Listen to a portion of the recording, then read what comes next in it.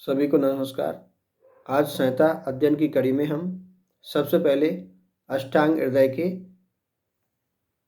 प्रथम अध्याय को रख रहे हैं। प्रथम अध्याय का पहला श्लोक जो मंगलाचरण के लिए दिया है। किसी भी कार्य को निर्विघ्न रूप से संपूर्ण करने हेतु कार्य के आरंभ में मंगलाचरण किया जाता है। यदि हम किसी कार्य का आरंभ कर रहे हैं तो मंगलाचरण की प्रथा बहुत पहले से चली आ रही है।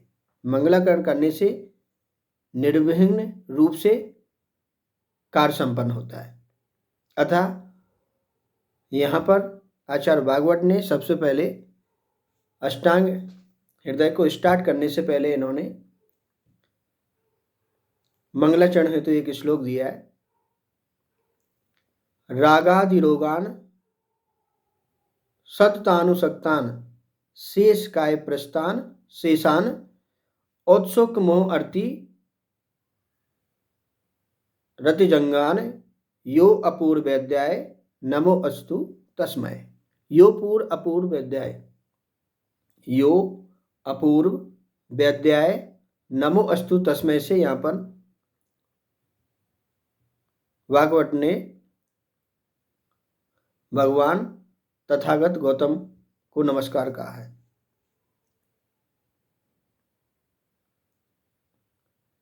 आचार्य भागवत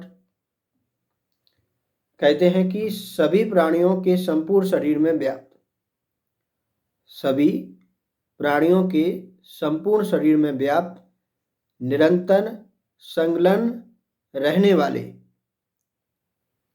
उत्सुक मोह और अर्ति को उत्पन्न करने वाले समस्त राग आदि दोषों को नष्ट करने वाले ऐसे वेद को मेरा नमस्कार। अर्थात यहाँ पर यो पूर्वोध्याय से जैसा कि हमने बताया है कि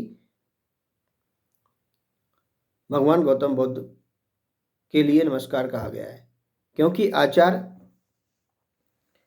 भागवत ने अष्टांग संग्रह का जब मंगलाचरण किया है तो वहां पर इन्होंने कहा है बुद्धाय तस्मै नमः। इसके अलावा अष्टांग हृदय के चैप्टर नंबर 18 जिसमें वमन कर्म दिया है और वमन औषधि पिलाने के पहले इन्होंने एक श्लोक दिया है। उस श्लोक के अंत में इन्होंने भगवान बुद्ध को प्रणाम करके औषधि को पिलाया है। अर्थात इसके बाद हम मंगलाचरण के उपरांत अष्टकामी अध्याय को स्टार्ट करते हैं। अथातो अष्टकामी अध्याय व्याख्या साम इतिहा स्मायु आत्रेय आद्यो महर्षि। अब हम अष्टकामीय अध्याय को पढ़ते हैं, ऐसा ही महर्षियों ने कहा है।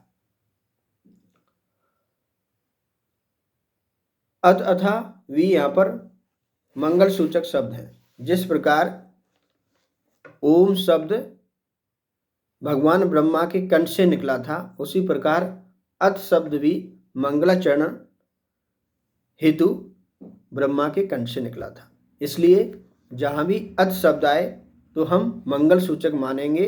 अतः शब्द कहीं कहीं पर मंगलाचरण के उपरांत आता है।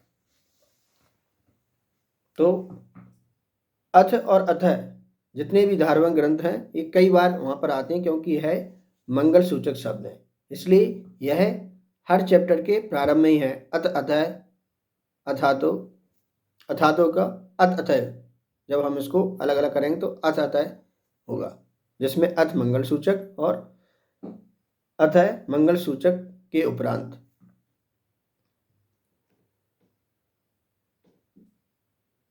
तो सबसे दूसरा श्लोक है इसमें जो आयुर्वेद के प्रयोजन हेतु दिया है।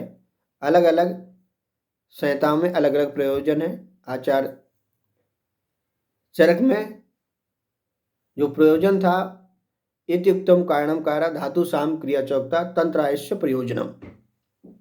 एक इन्होंने बोला कि धातुओं की सामता ही तंत्र का प्रयोजन है। इसके साथ साथ उन्होंने एक जगह कहा है कि स्वस्थ स्वास्थ्य रक्षणम आतुरस्य विकार प्रशमनम चा, कि सबसे पहले स्वस्थ व्यक्ति की स्वास्थ्य की रक्षा करना चाहिए और आतुर के विकार को शमन करना चाहिए। इसी प्रकार सुश्रुत ने बोला है कि व्याधि पर पहले व्याधि की चिकित्सा करना चाहिए, उसके उपरांत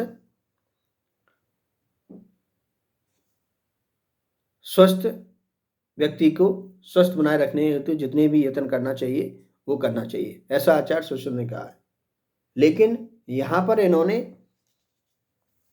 प्रयोजन का श्लोक थोड़ा अलग टाइप का दिया है कि आयु कामायनेन धर्मात् सुख साधनम, आयु कामायनेन धर्मात् सुख साधनम आयुर्वेद उपदेशेषु विदय परमादरा, अर्थात धर्म सुख का साधन आयु है। ठीक, क्योंकि आयु रहेगी तभी धर्म सुख आदि साधन प्राप्त होंगे। तो धर्म अर्थ सुख के साधन स्वरूप आयु, और इस आयु की कामना करने वाले समस्त व्यक्तियों को आयुर्वेद के उपदेश को विधेय पूर्वक परम आदर के साथ ग्रहण करना चाहिए या मानना चाहिए। अगर किसी व्यक्ति को धर्म अर्थ काम आदि चाहिए हैं या चाहिए तो सबसे पहले अपनी आयु की कामना करना चाहिए, और आयु की कामना करने के लिए आयुर्वेद के जितने भी उपदेश दिए हैं उनका पालन करना चाहिए। इसके उपरांत धर्म क्या है, आचार्य ने धर्म के बारे में हुई व्याख्या करते हुए कहा है, धारणात् धर्मा इत्याहु, जो धारण किया जाए वह क्या है, धर्म। धर्मो धारती प्रजा, क्योंकि धर्म किसको धारण करती है, प्रजा को। धर्म ही प्रजा को धारण करता है। धर्म से ही अर्थ और काम होते हैं, क्योंकि अगर धर्म पूर्वक व्यक्ति काम करेगा तो अर्थ को भी प्राप्त करेगा और काम, क्योंकि धर्म के ही अधीन अर्थ और काम भी होते हैं। जिन लोगों का धर्म नष्ट हो जाता है उनका नरक में वास होता है। ऐसा कहा जाता है कि जिन व्यक्तियों को धर्म नष्ट हो जाता है वो नरक में जाते हैं, और जो धर्म पूर्वक क्रियाकर्म करते हैं वह परलोक में जाते हैं। इस प्रकार धर्म की रक्षा, उसका पालन प्रत्येक व्यक्ति को करना चाहिए, क्योंकि इस धर्म का साधन यह शरीर है। ठीक, और धर्म का साधन क्या है, शरीर। शरीर रहेगा तभी हम धर्म आदि कर्म कर पाएंगे। इसके बाद आते हैं हम सुख। धर्म के बाद अर्थ। अर्थ पढ़ लिया। अर्थ का मतलब होता है पैसा, धन धान्य आदि को अर्थ माना गया है। इसके बाद सुख। सुख इन्होंने दो प्रकार के माने हैं। एक सुख होता है तत्कालिक या क्षणिक, तुरंत हुआ हो सुख, और दूसरा होता है आंतरिक सुख, अंत में सुख।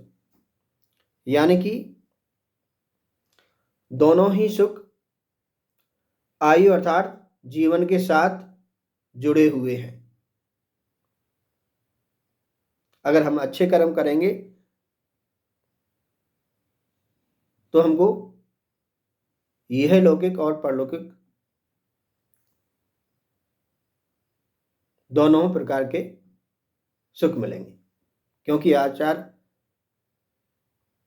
भागवत कहते हैं कि यदि व्यक्ति आयुर्वेद के उपदेश को पालन करता है तो आयुर्वेद यह लौकिक और परलौकिक दोनों के लिए बना है। इसके बाद हम नेक्स्ट श्लोक पर आते हैं। नेक्स्ट श्लोक है इसमें आयुर्वेद का अवतरण। आयुर्वेद का अवतरण भी विभिन्न आचार्यों ने भिन्न भिन्न प्रकार से दिया है। आचार्य चरक ने अलग प्रकार से दिया है, आचार्य सुश्रुत ने अलग प्रकार से, आचार्य काश्यप ने अलग प्रकार से, और पुराणों में अलग प्रकार से दिया है, आगम अनुसार भी अलग प्रकार से दिया है। ऐसे आयुर्वेद अवतरण 5 प्रकार से अलग अलग आचार्यों ने दिया है। तो श्लोक में आते हैं। तीसरा श्लोक है अष्टांग हृदय का। ब्रह्मा स्मृता आयसो वेदम प्रजापतिम जिग्रहत सो अश्नि तो सहस्राक्षो सो अत्रि पुत्रादि कानमुनीन ते अग्नि वेशादि कांस्ते तु पृथक तंत्राणि ते नृणे। अर्थात सर्वप्रथम ब्रह्मा ने आयुर्वेद को स्मरण करके दक्ष प्रजापति को दिया। जैसा कि आप जानते हैं कि सबसे पहले ब्रह्मा जी ने आयुर्वेद का स्मरण किया, उन्होंने दक्ष प्रजापति को दिया। तत्पश्चात दक्ष प्रजापति ने अश्विनी कुमार को दिया। अश्विनी कुमारों ने इंद्र को दिया। भगवान इंद्र ने पुनर्वसु आत्रेय आदि मुनियों को दिया और उन मुनियों ने अग्निवेश आदि अपने शिष्यों को क्रमशः दिया। यही क्या है? आयुर्वेद अवतरण।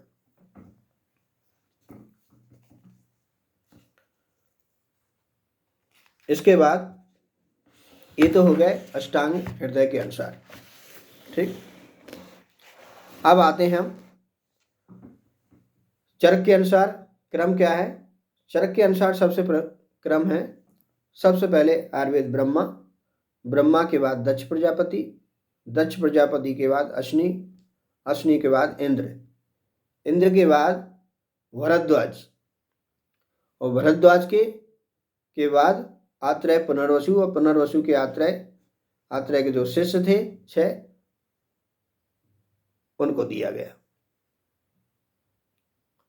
और इसके बाद अगर हम सुश्रुत संहिता में देखते हैं आयुर्वेद अवतरण, तो वहां पर सबसे पहले ब्रह्मा, फिर दक्ष प्रजापति, फिर अश्नि द्वय, अश्नि द्वय यहां पर भी है, फिर इंद्र, और इंद्र के बाद इन्होंने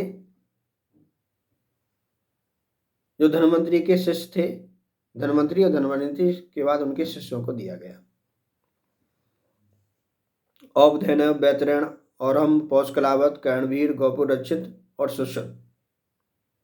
अगर हम काश्यप संहिता में जाते हैं तो सबसे पहले आयुर्वेद ब्रह्मा ने अश्नि कुमार द्वय को दिया, अश्नि कुमार द्वय ने इंद्र को, और इंद्र ने काश्यप, वशिष्ठ, अत्रि, भृगु आदि, इसमें 4 ऋषियों को दिया इंद्र ने।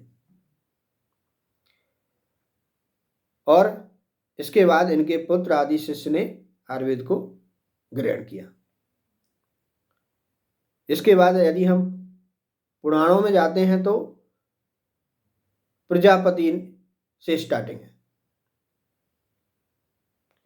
प्रजापति, और प्रजापति के बाद भास्कर, और भास्कर के बाद जितने भी ऋषि मुनि थे, जैसे कि धन्वंतरी, देवोदास, काशीराज, अश्वनो, नकुल, सहदेव,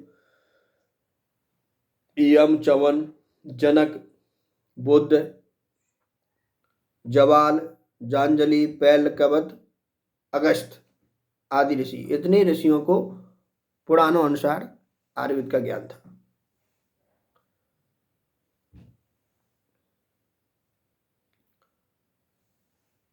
तो हमको यहाँ पर डिफरेंस, अगर हम वृत्रयी में जाते हैं तो सबसे ब्रह्मा से लेके इंद्र तक क्रम सेम है। इंद्र के बाद प्रमुख संहिता के जो मेन आचार हैं उनको दिया गया।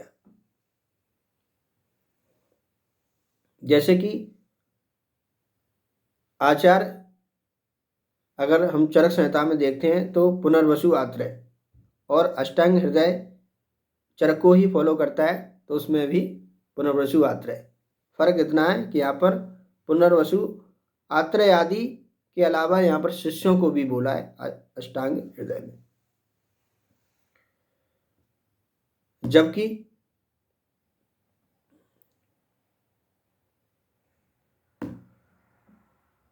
सुश्रुत संहिता में धन्वंतरी और धन्वंतरी के शिष्य जो भी शिष्य थे उनको दिया गया है। तो वृत्रयी का हमको याद रखना है, बाकी का थोड़ा ध्यान रख लेना है। इसके बाद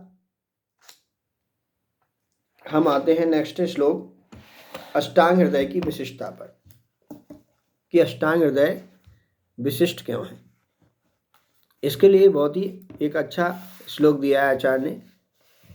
तेव्यो अति प्रकीर्भ्य, तेव्यो अति प्रकीर्भ्य प्राया सारतरोच्य, प्राया सारतरोच्य क्रियन्ते अष्टांग हृदयम ना अति संक्षिप्तम ना अति विस्तरम। अर्थात अग्निवेश आदि ऋषियों के द्वारा जो निर्मित तंत्र में अत्याधिक रूप से इधर उधर फैले हुए थे। तेव्यो अति प्रकीर्भ्य यानी कि वे सभी ग्रंथ, तेव्य मतलब वे सभी ग्रंथ जो कि अग्निवेश आदि के द्वारा बनाए गए थे वह इधर इधर फैले हुए थे। उनके उत्तम सार यानी कि प्राय सार तरोच्य, उनके उत्तम सार को अष्टांग हृदय में इकट्ठा करके बनाया गया है, जो कि नाति संक्षिप्त है और ना ही अति विस्तार है। क्रियते अष्टांग हृदयम नाति संक्षिप्त नाति विस्तरम, ना तो वह ज़्यादा संक्षेप में लिखा गया है और ना ही अधिक विस्तार में। यही अष्टांग हृदय की क्या है, विशेषता है। इसके बाद नेक्स्ट श्लोक पर आते हैं जिसमें अष्टांग आयुर्वेद बताया गया है कि काय वाल ग्रह ऊर्ध्वांग शल्य दंष्टा जरा विषान अष्टा अंगानी तत्सायु चिकित्सा यीशु संस्था। अर्थात आचार्य वाग्भट कहते हैं कि जो आयुर्वेद है वह अष्टांग में विभाजित है। तस्य अष्टौ अंगानि काय वाल ग्रह ऊर्ध्वांग शल्य दंष्टा जरा विषान आहु येषु चिकित्सा संस्कृता। तो ये कौन कौन से अंग हो गए। सबसे पहले काय, काय मतलब होता है काय चिकित्सा यानी कि मेडिसिन।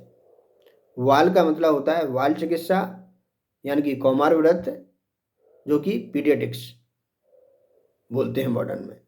इसके बाद ग्रह,